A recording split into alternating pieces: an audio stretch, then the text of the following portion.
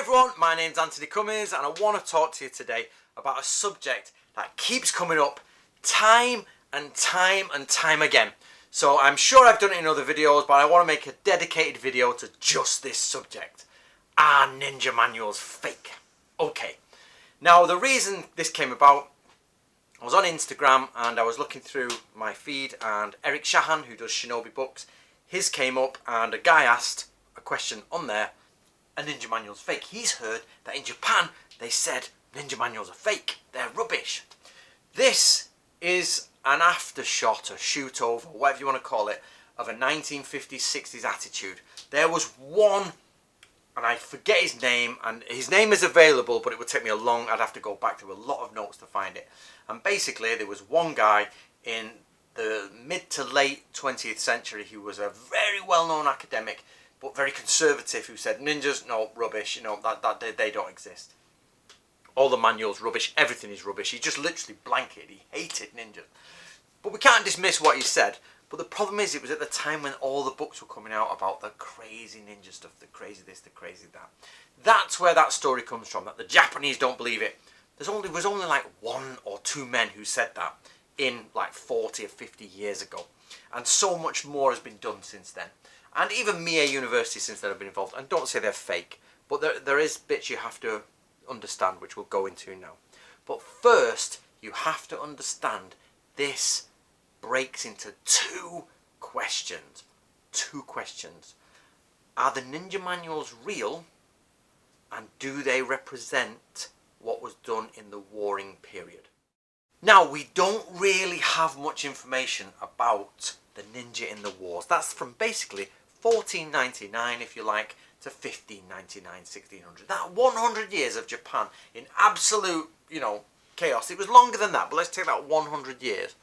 We have very little information about ninja, very little. There's a few ninja manuals that claim to be from that time, but nobody has proven whether they are or not. But the problem comes is that when, in Japan, whenever somebody puts a date, it's not that it's not the original date, but there's a transcription problem. So the person writing in the 1400s writes it, but Japan is very humid. The paper crumbles, it gets eaten away. You can see, it's falling to pieces. Very little survives for a massive amount of time. Some do, but on the whole, they have to be rewritten out. So this is called transcribing. So another person transcribes the document 100 years later, so they've got a fresh copy of it. It's not cracking and breaking up. So over the time, you get transcription, which ends in errors. But we have nothing, next to nothing, from the warring period. We have a handful of ninja texts.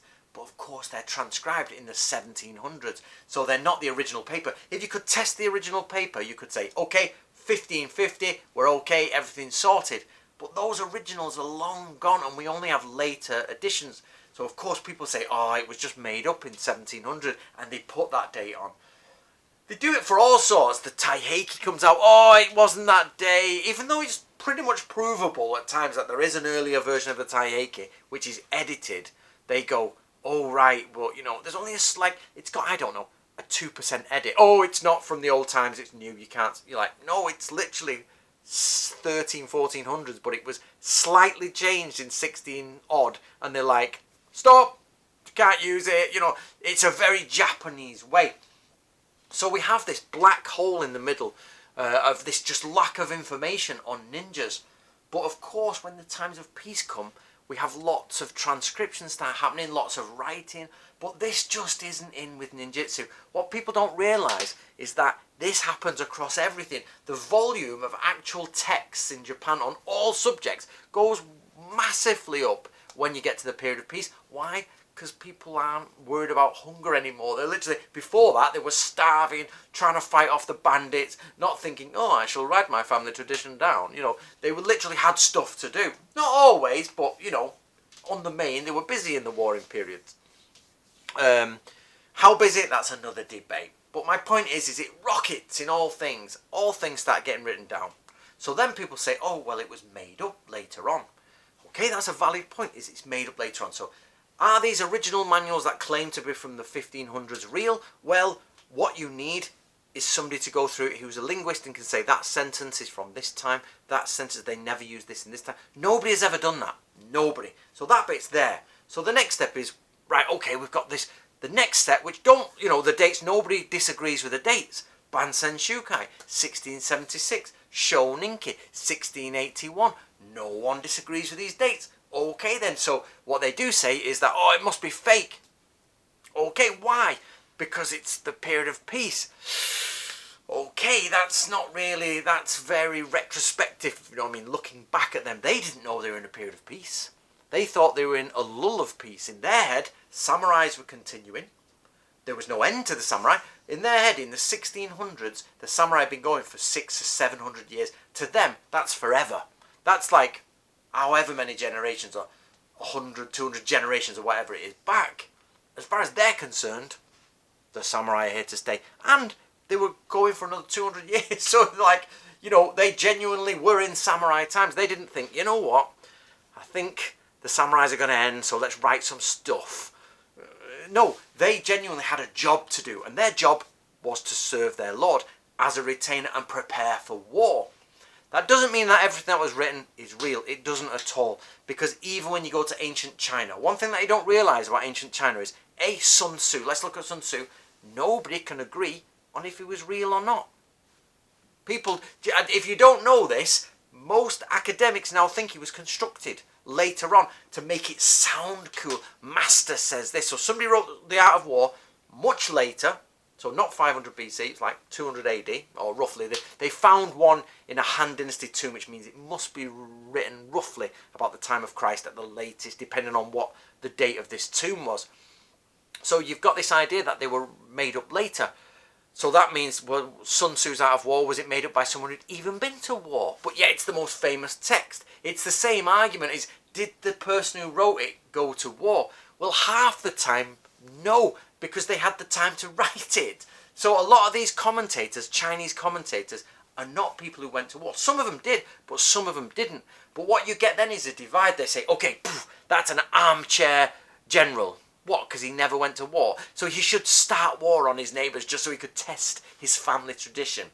What really mostly happens is that you get people who are experienced in their later life write it down, or they pass it on to their children who write it down. Then later you get commentators on it. And then you have to ask the question, how much is commentary, moved from times of peace of that's a good idea, that might work in war, versus I did this in the war, this worked. Now, with any document that is created after the war by someone who wasn't in a war, that is evident. You have to say, stand back, some of this document is actual information from the wars. Some of this document is probably somebody thinking in their room, okay, you should do that in this situation.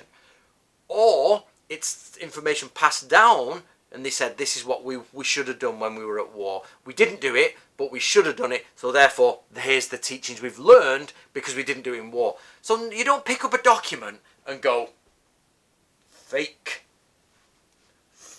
That's just rubbish. Very rarely will you get a fake document. I'll talk to you about that in a minute. Very rarely. That doesn't mean they don't exist, they do. But when you're looking, you've got a stack of 100 documents written in the 1600s about warfare, very few of them are going to have nothing to do with the warfare that was actually used in Sengoku period time. They are clearly an echo of those older teachings. So there's no way that ninjutsu, all of the manuals would be fake, because then what did ninjas pass on in their very relative jobs that they had to do? It's like, I've got a job, I'm a ninja, I get paid to be a ninja is what they're saying. So they wake up in the morning and they're going, oh, I'm a ninja, I get paid to do it, I've got to do it, that's my job, I've got to train this squad of people. And we have documentation, 1 captain, 4 people or 5 people, raincoats supplied, waterproof footwear supplied, this amount of money supplied per year, that's their job. They stay in this barracks. We have the maps with that barracks. And you think they just sat there and went, you know what, I'm going to make a secret document that nobody can read because it's secret, and I'm going to lie, and I'm going to make it up. And you know what, the guy in the other village on 100 miles away is going to do exactly the same, write pretty much the same thing. So we haven't copied each other, but they're very similar, and we're both telepathic, and we think, yeah, let's make it up. Absolute rubbish. But that doesn't mean it's all 100% correct. What it means is it's a tradition that's passed down, and tradition always mutates and changes. I run Natoryu, the reboot of the Samurai School Natoryu. Without doubt, there are 3 transcription lines from Natoryu, 3 independent schools that existed afterwards, and they actually disagree with each other on some points. I have got 3 versions of how to measure a river. Same skill name, same original text, river, do this, you know, or this is the skill you will use. And 3 versions of the skill that are different with the same name, even though the main text says this is the name and that you've got to go measure a river. So you've got, what I'm trying to say, guys, is you get name, what it does, and then 3 separate versions, because tradition moves on, tradition changes. Do they all work is the question. If you tried each of the 3 traditions and they all work, with no problem. But the question then comes, which was the original tradition used in Natoryu? Which one of the 3? Or are there 3 separate traditions? You alright, dog? My dog's there. So basically, what I'm trying to say is, tradition, the longer away from war you get, the more manipulation you get in the text. Maybe it's a change for the better. So you've got to remember, when they were at war, they did these things. Maybe after 150 years, the technology's changed. They say, let's change that skill to that, actually. I think we can make it better. Does that make it not samurai? Does it make it not ninja? Because real samurai and real ninja had a better idea? Or do they have to be fixed in their time? Ninjutsu should not be fixed in time when you live inside samurai times. It has to change with samurai ways. But in 1868, it stops and it's fixed in time. Why? Because the samurai went into decline. The ninja, their job started to go. So, let's round this up, guys. Let's pull this back. What does it mean? It means that there probably was somewhere war ninja text written down in the 1500s, but all we have left is a handful of transcriptions on later paper written at later time. Randomly, not many, a couple of academics have said, I don't believe that. Why is the question? Not sure about that. And that's a whole different argument, because they were bombarded with information from the 1950s and 60s on just crap. So they went like, let's not touch that.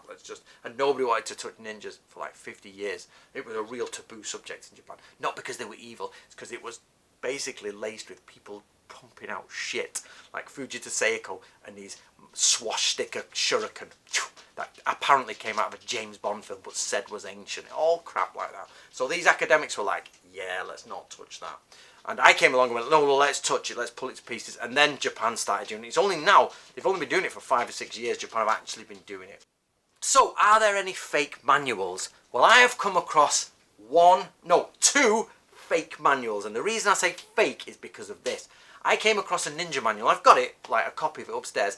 And it's clearly got a section from the Bansen Shukai, a section from the Hattori Hanzo's Shinobi Hiden, and a section from a couple of other ones.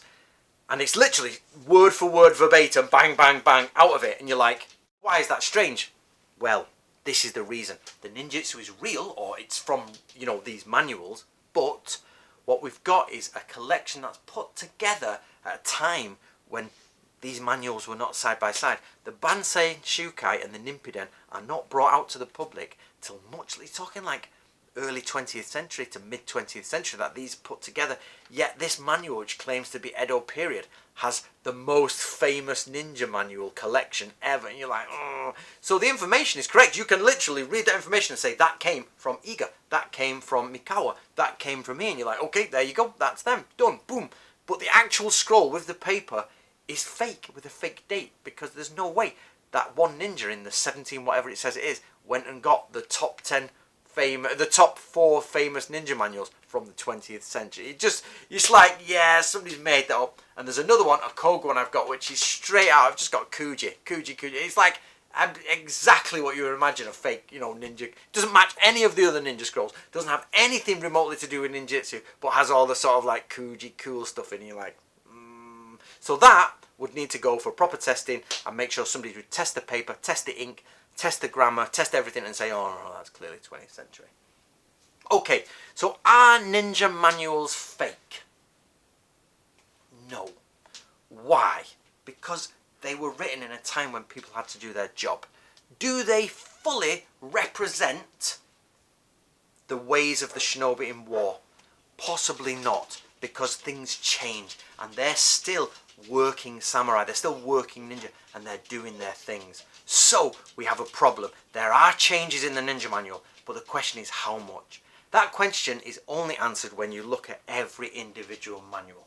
Here we go guys, where we're at is yes, Ninja Manuals have real ninjutsu in them, but they've also got changes from their own times, but their own times are still ninja times. So it's just not ninja at war times. Their times are ninja in peace. So yes, they represent true ninjutsu, but how close are they to what was happening in the war? That's where the research is. So we don't need to research are they fake, are they not? We know they have a good amount of information. What we need to research is what differences were added later on. Okay, my name's Antony Cummins. If you want to get copies of these Ninja Manuals, click the link below. It'll take you to my page on Amazon. See you later, guys.